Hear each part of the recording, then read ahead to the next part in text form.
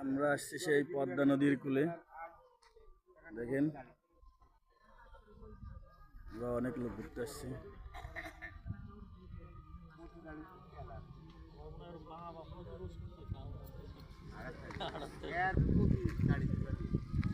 তুই ভাই একটু সেট মেটে বসেন, নামাই দেন, পাও নামাই দেন।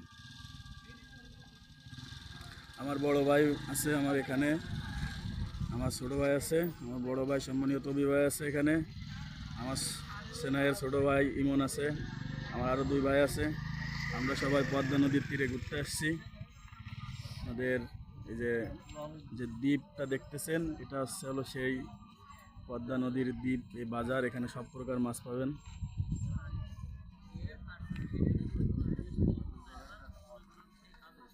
ও দৌড়াই যাবে না ও পদ্মা দেহে।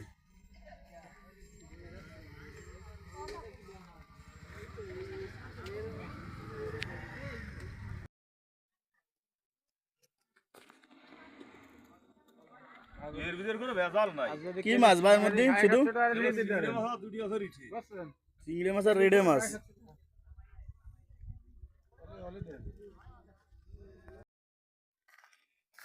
দেখেন পদ্মা নদীর দ্বীপ। এই পদ্মা নদীর দ্বীপে এখানে অনেক লোক বাস করে। এই যে পাশে শুধু পানি আর পানি। আমরা অনেক দূর থেকে আসছি পদ্মা নদীর তীরে। এখানে শুধু পানি আর পানি, নদীর তীরে শুধু পানি। মাছ ধরছে, এই যে নৌকা আছে মাছ ধরা। এই যে দ্বীপ, এবার সে দ্বীপ চলে গেছে।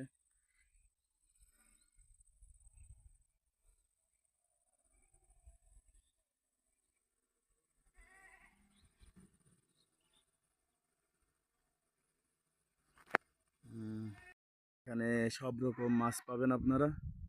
এখানে হাটে সব রকম মাছ পাবেন। এখানে বালু ফেলানো হয়েছে, মাছ, তরি তরকারি, সবজি সবই পাবেন এখানে।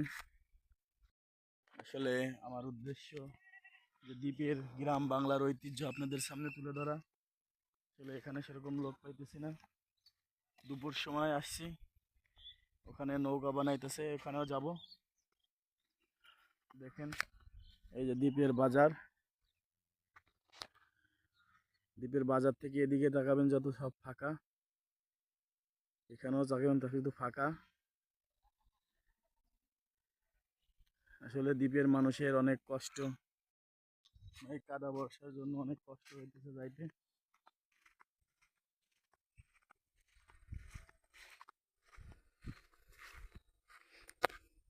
সাইকেল চালায় যাইতেছে দ্বীপের মধ্যে দিয়ে। এখানে সাইকেল বেশি ইউজ করা হয়। তার মাথা নাকি না কাঠের গুড়ি, বোঝা যাচ্ছে না ভালো, কাঠের গুড়ি মনে হয়।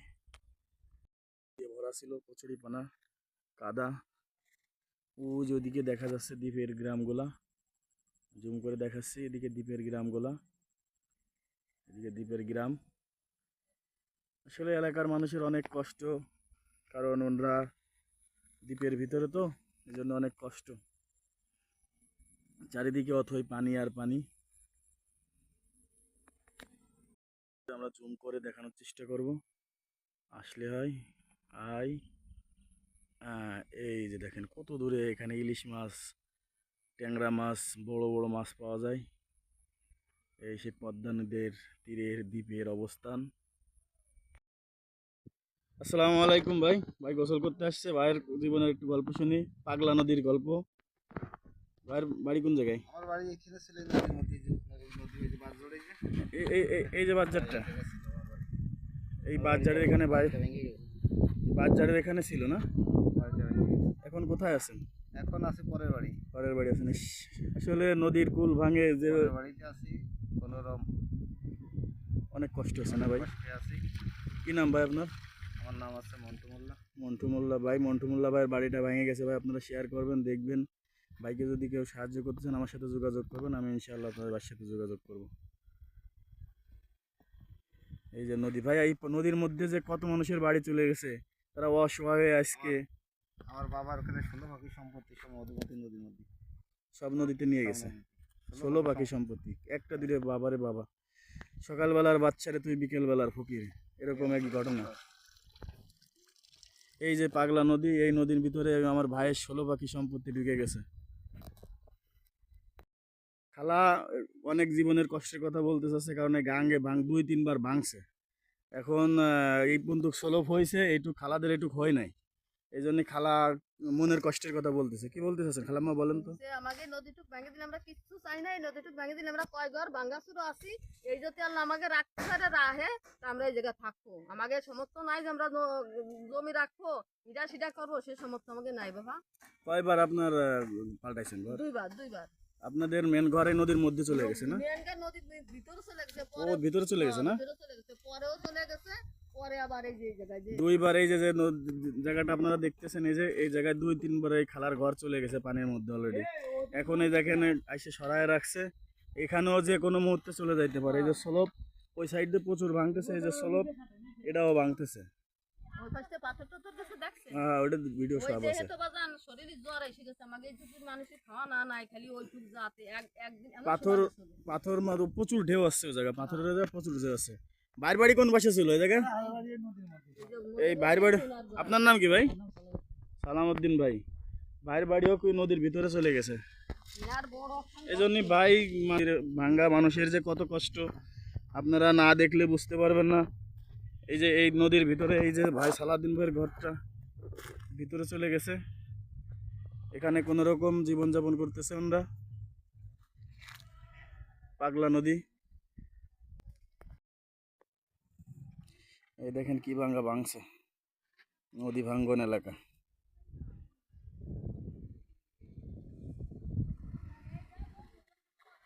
প্রচুর ভাঙ্গা ভাঙছে এখান থেকে নদী, প্রচুর ভাঙছে নদী।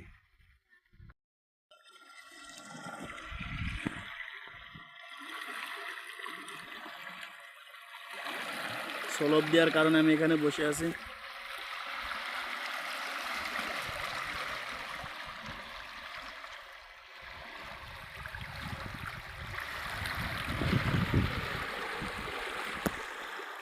কিভাবে ঢেউ খাইতেছে দেখেন, কিভাবে ভাঙতে ভাঙতে যাচ্ছে পানি,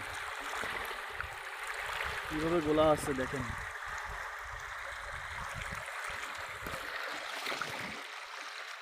কিভাবে গোলা হচ্ছে দেখেন। এই নদীতে ভাঙবে না, পাগলা নদী তো খালি খালি বলে না, দেখেন কিভাবে গোলা হচ্ছে।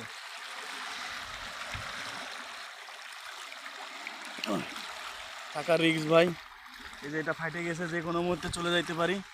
এখানে থাকা অনেক রিক্স, ফাইটে গেছে, এই যে এখানে থাকা যাবে না।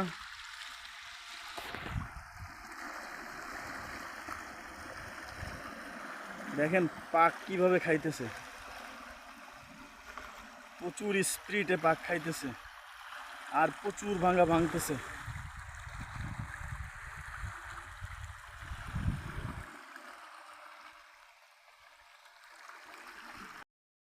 এই যে সবুজে শ্যামলের ফসলের মাঠ ভেঙে যাচ্ছে, এটাই নদীর একটা ছন্দ। নদীর একুল ভাঙে ওকুল গড়ে, এই তো নদীর খেলা। সকালবেলার বাদশারে তুই ফকির সন্ধ্যাবেলা, এইটাই নদীর খেলা। এই জীবনী নিয়ে, এই যে নদী ভাঙ্গা যারা গল্প শুনলাম, এদের জীবন নিয়ে এটাই বুঝতে পারলাম যে যদিও প্রাসাদ ঘোড়া বাড়ি থাকে, তবুও নদীর সামনে কিচ্ছু না। এই জন্য মানুষের অহংকার করা ঠিক নয় ভাই।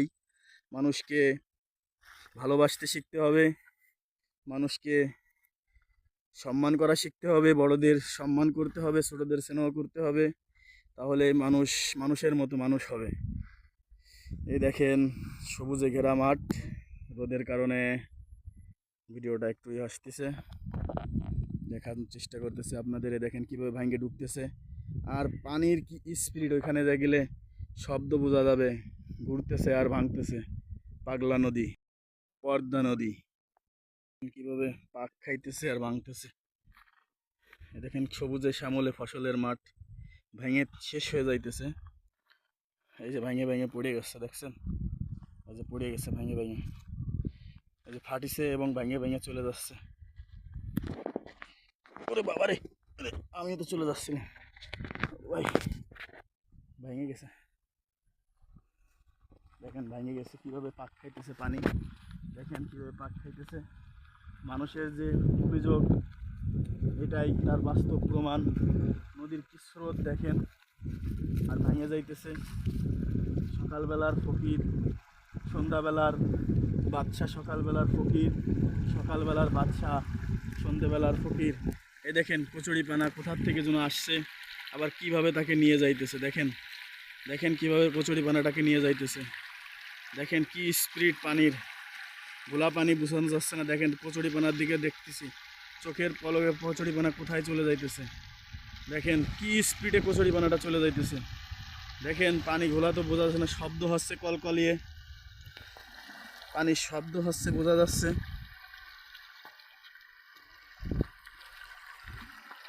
দেখেন কিভাবে পানির ঢেউ, কি স্পিড, কচুরি কোথায় চলে গেছে। দেখেন কিভাবে পাক খাইতেছে কচুরি, পানি কিভাবে পাক খাইতেছে। দেখেন এ হলো সেই পাগলা নদী। ভাই ভিডিও করতে করতে হাঁপাই গেছি। দেখেন কি পরিমাণে পানির স্পিড আর স্রোত।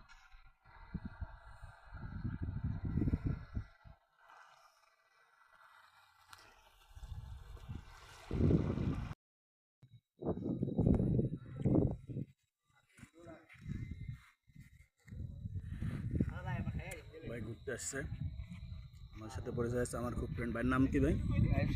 নাইম শেখ। আমার সাথে কালনা ভিডিও দেখা হয়েছিল, পদ্মার পাড়ে আসছে, এখানেও দেখা হয়েছে। ভাই আপনি কিছু বলতে চান? জায়গাটা অনেক সুন্দর, সবাই মিলে ঘুরতে আসলে অনেক ভালো হবে। প্রাকৃতিক আবহাওয়া খুব সুন্দর, বাতাস আছে, চাইলে নদীতেও ঘুরতে পারবে নৌকা নিয়ে, আশেপাশে নৌকা আছে অনেক। আচ্ছা ঠিক আল্লাহ হাফেজ।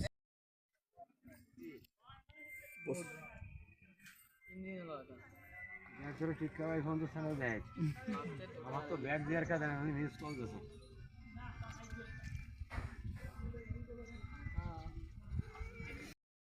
মাটিতে নাই, কান কেটে দিয়েছো মাঝে ভাইয়া যায় আরে কান কেটে ওই আমি রে এই সেই পদ্মা নদীর সেই নৌকার। হ্যাঁ ভাই, আমার পদ্মা নদীর মাঝখানে চলে যাচ্ছে মাতিপতি মাছ ধরতি, আরাধন মাঝি।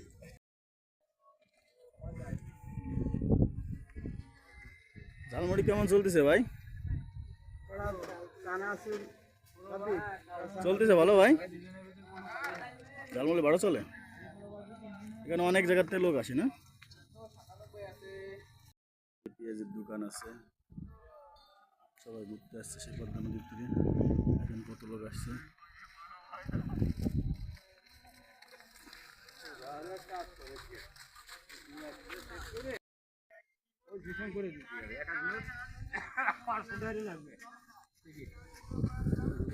ওই ভাই,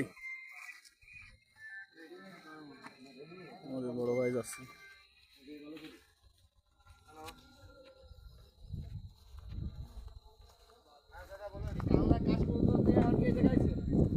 ভালো আছেন ভাই?